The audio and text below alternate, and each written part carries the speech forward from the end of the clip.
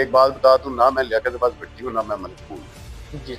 मेरा नाम मामून जब्बार से बुलंद छोड़ा और ये कह के छोड़ा कि मैं मेहदी हसन के साथ मिलकर इलेक्शन नहीं लड़ूंगा। अलहदा बात है कि जो मेरा मुखालिफ जीता है उसको वोट नहीं थे पड़े। सारी बातों के बाद भी नहीं यकीन, तो या मेहदी हसन भट्टी हलफ दे दे या मैं हलफ दे दूं। यार मैं बात सुने ना, मैं हवा में बात नहीं करता, पढ़ी लिखी। मैंने आपको कहा खान साहब के मैसेज भी हैं मेरे पास टीसी मेरे से होती नहीं है। टीसी के लिए वो शौकत वगैरह बड़े कामयाब है इन चीज़ों में। वो बुजुर्ग आदमी था, जब तक उसके साथ तल्लक रहा तो उसको इज्जत की निगाह से देखा और उसको हकीकी चाचू ही बनाया। लेकिन साबित करती है कि एज अ प्राइम मिनिस्टर मैंने जब जवाब दे दिया खान साहब मैंने आपके स्टेज पर नहीं बैठा। मुझे उस्मान बुजदार ने कहा कि मैं आपको हेलीकॉप्टर पे लेकर जाता हूँ। मैंने कहा हेलीकॉप्टर पे जाने से बंदे की क्या इज्जत बढ़ जाती है। उनको कहा गया कि जी मामून को बुलाओ, खुदा का वास्ता है। खान साहब ने कहा तुम्हारे दोस्त है तो उसको बुलाओ, टिकट क्यों नहीं दे रहा। वोट डाल के अगर असदुल्ला नहीं अपनी कैपेसिटी में इलेक्शन लड़ता तो मेरे ख्याल 2-3 हज़ार वोट भी ना लेता। उससे पूछ लें कि उसको डायरेक्ट खान साहब ने क्या कहा था कि आपको टिकट चाहिए तो मामून को लेकर आओ। मेरी सियासत नहीं है, मैं सारे आगे सियासत भी थे ठाट माट कुछ शायद लोग भी जालम सन कुछ भी मदन का शौक सी वो बस इन करके वो चलता रहता है कि इस टाइम वो बीमार है। ओके ठीक है, जब से वो बीमार है मैं बीमार आदमी पर बात नहीं।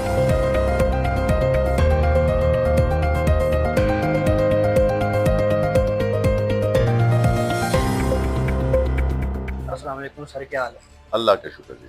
सर आप हमें सबसे पहले तो ये बताएं कि आपने अपनी अमली सियासत का आगाज़ कब किया? 2005 में लोकल बॉडीज इलेक्शन लड़ा था, जीता था कोट सैद मोहम्मद यूनियन काउंसिल से। तो सर आपके दादा इस हल्के के एक नामवर सियासी शख्सियत थे, तो आप क्या समझते हैं कि उनकी जो शख्सियत है वो आपकी सियासी शख्सियत पर कितना असरअंदाज है? ऑब्वियसली जी मेरे दादा है और उनकी रिस्पेक्ट पूरे इलाके में आज तक लोग करते हैं, तो उनकी अच्छाई की वजह से करते हैं। लेकिन तब के डायनामिक्स सियासत के और आज के डायनामिक्स में बहुत ज़मीन आसमान का फ़र्क है। तो इंस्पायर तो मैं उन्हीं से हूँ, लेकिन उसका तरीका थोड़ा सा, क्योंकि आज दुनिया बहुत तेज़ है और फास्ट ट्रैक पे है। उस ज़माने में तो मोबाइल भी नहीं था होता, इसलिए काफ़ी हद तक जो है डिफ़िकल्ट हो गया है। वो ज़माने ज़रा सियासत के आसान थे। तो सर आप इस हल्के के वो वाहिद सियासतदान हैं जिन्होंने वोट की असल शक्ल को आवाम के अंदर उजागर किया। सर आपने काले की मंडी के अंदर खिताब किया और कहा कि जो वोट है वो आवाम की ज़मीर का वोट है, जहां आपका ज़मीर मुतमिन है वहां वोट दें। आप सर क्या समझते हैं, क्या 2024 के इलेक्शन के अंदर आवाम ने अपनी ज़मीर का वोट कास्ट किया है? बिल्कुल, जो लोगों को समझा और उन्होंने बेहतर समझा उधर ही वोट दिया। वो अलहदा बात है कि जो मेरा मुखालिफ जीता है उसको वोट नहीं थे पड़े, वो एक अलहदा बात है। वो जो फिर चीज़ें चली वो सारों को पता है। लेकिन बाकी ये है कि हर इलेक्शन में लोगों का एक माइंड सेट होता है। जैसे इस इलेक्शन में जो बड़ी वजह थी वो पीटीआई का एक वायरल बूम था इमरान खान के प्यार में, उसकी मोहब्बत में बड़ी दुनिया क्या कहना चाहिए कि वो गालिब थी। उन्होंने ये नहीं देखा कि नीचे कैंडिडेट कौन है, उन्होंने वोट डाले, जिसकी वजह से असदुल्ला और आइन को भी इतने वोट डाल के अगर असदुल्ला नहीं अपनी कैपेसिटी में इलेक्शन लड़ता तो मेरे ख्याल 2-3 हज़ार वोट भी ना लेता। सर देखा जाए तो आपने ज़िले के अंदर अमली सियासत का आगाज़ पाकिस्तान तहरीक-ए-इंसाफ के प्लेटफॉर्म से किया और आपने ये ऐलान किया कि मैं आज भी तहरीक-ए-इंसाफ का रुकन हूँ और इंशाल्लाह रहूँगा। और सर फिर ऐसा क्या हो गया करके पीटीआई को खुदाफिज़ कहना पड़ गया? नहीं, इसलिए कि मैंने खान साहब को वो जो पंजाबी शख्स दिन वस्ता मेला छड़िया। आपको ये भी पता होगा कि खान साहब को मैंने 2022 में जब वो टिकटों का फैसला हो रहा था, 9th में भी नहीं था हुआ, मेरा और मेरे सिटिंग एमएनए शौकत भट्टी के खिलाफात, जिसकी वजह से मैंने पीटीआई को छोड़ा और बड़े बावाज़ बुलंद छोड़ा और ये कह के छोड़ा कि मैं मेहदी हसन के साथ मिलकर इलेक्शन नहीं लड़ूंगा। इस बुनियादी वजह से, हालांकि खान साहब ने मुझे कहा कि आप अपना इलेक्शन लड़े, वो अपना लड़ेंगे, मैंने कहा ये मुनाफिकत होगी, मैंने उनको वोट नहीं डलवाना।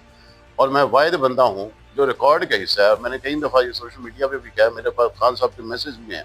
उस दिन के जब मेरा इंटरव्यू था वो मुझे बार बार कॉल कर रहे थे कि जी आप आए और टिकट लें, मैंने उस दिन रिफ्यूज़ कर दिया था। रहेगी जो इस्लामाबाद प्रेस क्लब वाली बात है, तो वो तब की बात है कि जब ये 9th में हो गया हुआ था, तो मेरे चंद दोस्तों ने प्रेस कॉन्फ्रेंस करनी थी, जिनके अंदर कर्नल हाशिम डोगर, राय तैमूर भट्टी और चौधरी अखलाक थे।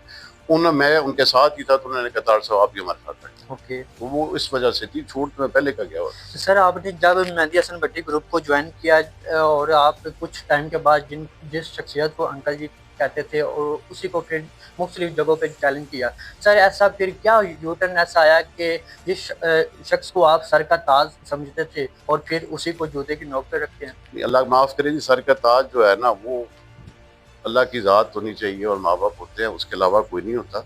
ना मैंने कभी किसी को बनाया।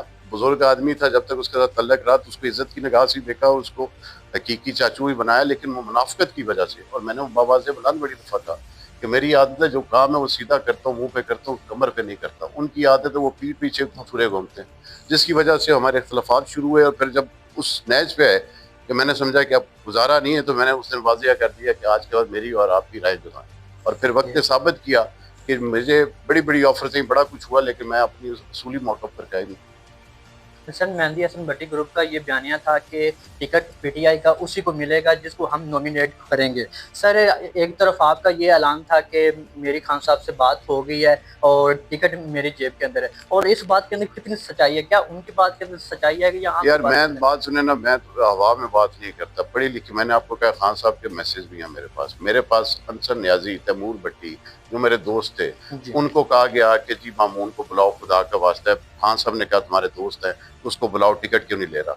इंसार भट्टी का बेटा कैंडिडेट था टिकट का। इंसार भट्टी हमारे अफजाबाद जिले का एक नामी ग्रामी आदमी है, आप उससे पूछ लें कि उसको डायरेक्ट खान साहब ने क्या कहा था कि आपको टिकट चाहिए तो मामून को लेकर आओ। और इंसार भट्टी साहब मेरे दोस्तों को फोन करके कहते रहे कि खुदा के वास्ते मामून को कहो जाए जाके टिकट ले, और मैंने जवाब दिया। और चौथी बात, इन सारी बातों के बाद भी नहीं यकीन, तो या मेहदी हसन भट्टी हलफ दे दे या मैं हलफ दे देता हूँ कि टिकट मैंने खुद छोड़ी थी कि या मुझे मिली।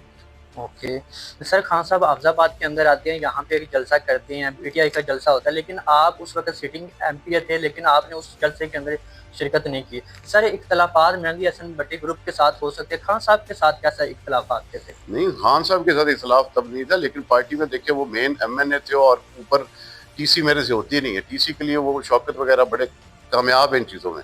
वो उस टाइम प्राइम मिनिस्टर थे। यही मेरी बात साबित करती है कि एज अ प्राइम मिनिस्टर मैंने जब जवाब दे दिया खान साहब मैंने आपकी स्टेज पर नहीं बैठा।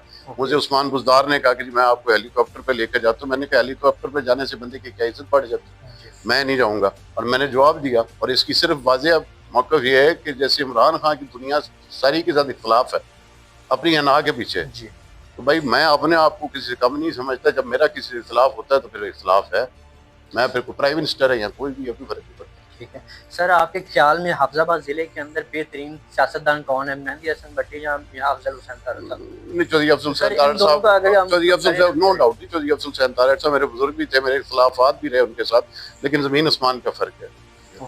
सर हमारे माशरे के अंदर ये बात काफ़ी आम है कि अफजाबाद के अंदर जो भी आएगा कैंडिडेट, या तो वो मेहंदी हसन भट्टी की सपोर्ट से जीत सकता है या मियाँ अफजल हुसैन की सपोर्ट से जीत सकता है, चाहे वो जितना भी बड़ा कोई सियासतदान है, चाहे वो लियाकत अब्बास भट्टी हो या वो मलक फूल साहब है, वो नहीं जीत सकते। सर ये बात किस हद तक ठीक है? क्या वाकई इस तरह है कि जो भी आएगा वो इन दोनों की सपोर्ट के से जीतेगा?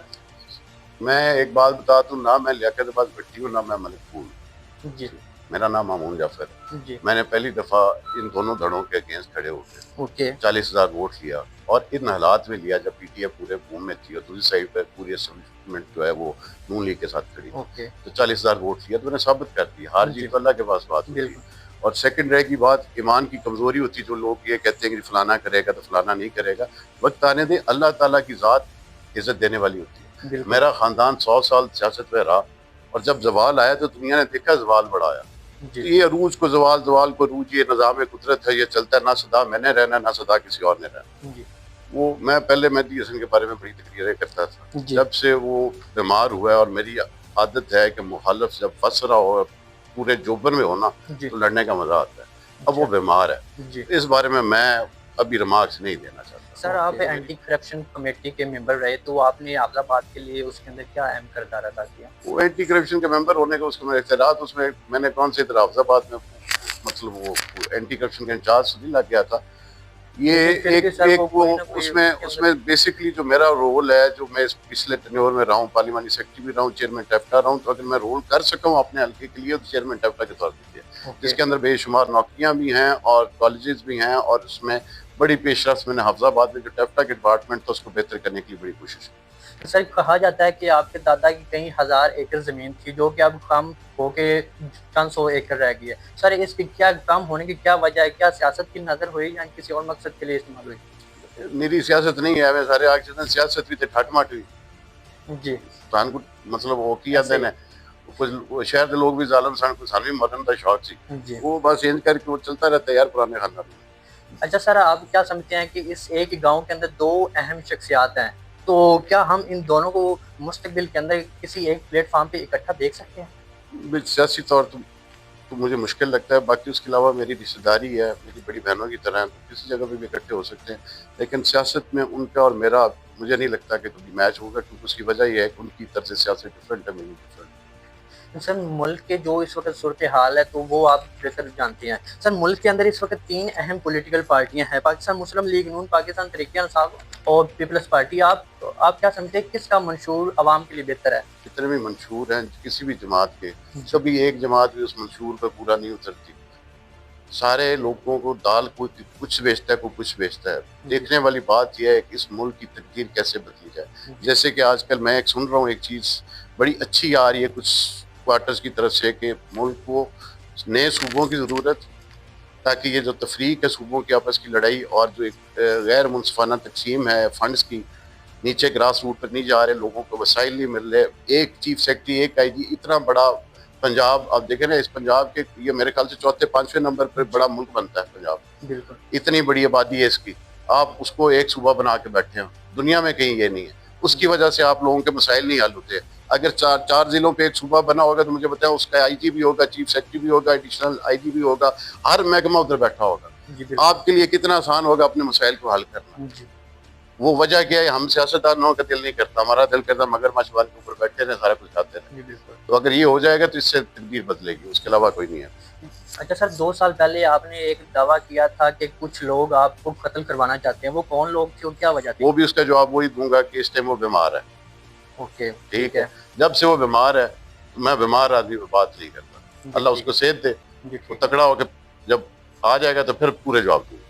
लास्ट पे नौजवानों को क्या, अपने हलके के और पाकिस्तान के नौजवानों को क्या पैगाम देंगे? सिर्फ एक चीज के, अपने असूल पे कभी समझौता मत करो, और छोटे फायदे के लिए ऐसा काम ना करो कि जो लॉन्ग रन में आपके अपने लिए ना बेहतर हो। और अपने पे यकीन रखो कि कोई काम भी जो है वो इम्पॉसिबल नहीं होता। अगर आपकी लगन हो, मेहनत हो, आपकी नीयत साफ हो, तो अल्लाह की ज़ात आपकी मदद करता है। ठीक है सर, बहुत बहुत शुक्रिया।